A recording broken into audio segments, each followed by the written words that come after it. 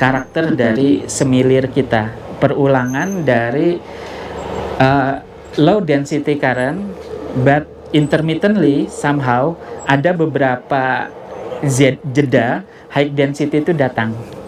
Nah ini kebetulan di bawah, kita start dari bawah, tapi itu bukan yang paling tua ya dari seri semilir. Di bawahnya lagi ada sebetulnya ya. Nah nanti kita di lokasi kedua kita akan ketemu lagi di atas ini, tetapi dia higher density lagi. Jadi ini depends bagaimana erupsi ini berlangsung gitu ya. Nah jadi ini yang kemudian menghasilkan karakter dari formasi semilir. In term of reservoir gitu ya. Nah untuk bicara reservoir kita harus bisa memahami bagaimana mereka deposited. Mostly, ini sayangnya ya, ketika kita bicara tentang density flow, itu literatur kita semuanya kembali ke model Atlantik. Jadi model continental shelf. Gini ya, kita punya shelf gitu ya. Lautnya di sini gitu ya, coastline, coast. Kemudian ini shelf ya, kemudian ini slope, submarine slope. Nah, di sini kita akan punya ya canyon gitu ya. Ini yang canyon. Incisionnya di sini. Kemudian ketika di rise-nya ya, ini kita akan punya ini ya. Ini yang kita sebut fan ya. Nah, modelnya submarine fan.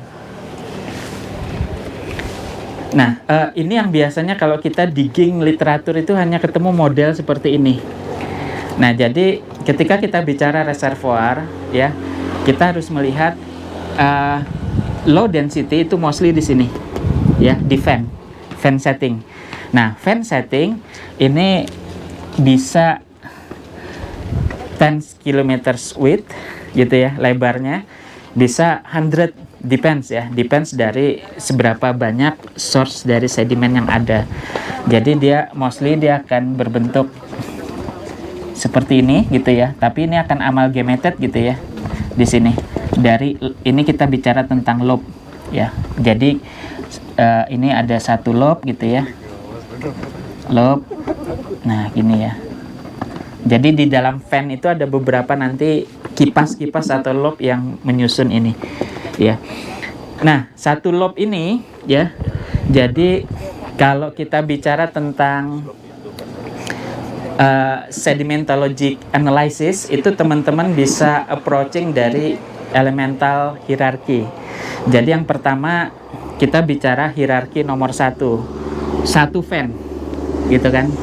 Satu fan itu biasanya kita bicara ini fan ya, fan.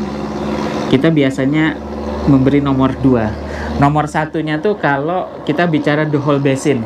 The whole basin itu terbentuk oleh beberapa fan yang amalgamated gitu ya. Nah ini. Nah, satu fan kita beri nomor 2. Karena kalau dia keseluruhan basin ini nomor 1 nih. Ya. Nah, keseluruhan basin yang deep marine kita pecah menjadi beberapa fan. Berarti masuk elemen nomor 2. Kemudian fan ini terdiri dari lobe. Ini nomor 3. Fungsinya apa? Korelasi. At the end kita kan tugas kita di subsurface kan korelasi. Kalau di sini nggak perlu korelasi. Foto atau pakai drone korelasinya udah otomatis tuh. Tapi kalau di subsurface ya kita cuma modal-modal sumur gitu ya. Nah mau nggak mau korelasi kita harus punya guidance. Nah guidance-nya itu kita pakai elemental hierarchy. Kita starting dari mana nih? Nah lobe ini nanti dalam satu lobe ini kita akan punya model-model paket-paket yang kita sebut sebagai paket ya bed set. Nah ini jadi satu lobe itu satu bed set ya. Satu lobe itu kalau di sini itu dari yang higher density tadi sampai sini. Ini satu lobe nih ya, karena dia satu event gravity current kan. Habis itu nih another lobe, tapi dia amalgamated stacking ya. Nah jadi ini 4 ya bed set. Nah nanti di dalam bed set ini kita pecah nih ya di sini. Jadi nanti ada ada bed lagi, yang bed ini tadi ya, TA, TB, TC, ini di dalam bed analysis kita. Itu sudah elemen ke-5. Nah, nanti teman-teman mau pakai resolusi yang mana nih korelasinya? Bed set, loop, atau fan ya. Nah, itu akan memudahkan. Karena kita at the end akan sadar dari karakter sedimentasi gravity flow itu, problemnya ada di mana? Problemnya selalu ketika dia waning, ketika dia melemah. Kita selalu punya problem impermeable di sini.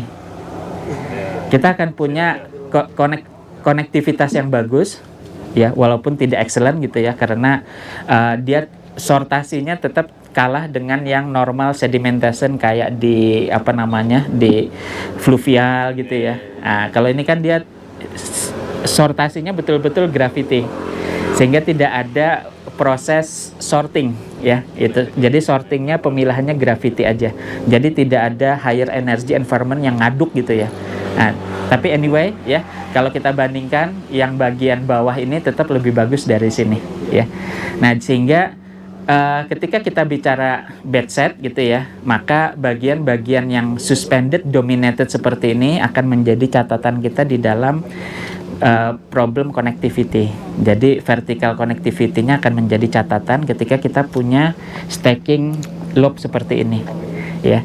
Jadi ini bagaimana? Nah, ada dua cara bagaimana ekspektasi kita mengatasi vertical connectivity kalau kita punya fluida dari sini ke sini.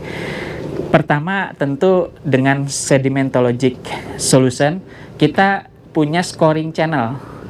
Kalau scoring channel, karena base channel itu kan selalu yang higher density ya, maka kita akan punya kontak reservoir. Kalau scoring gitu ya. Nah,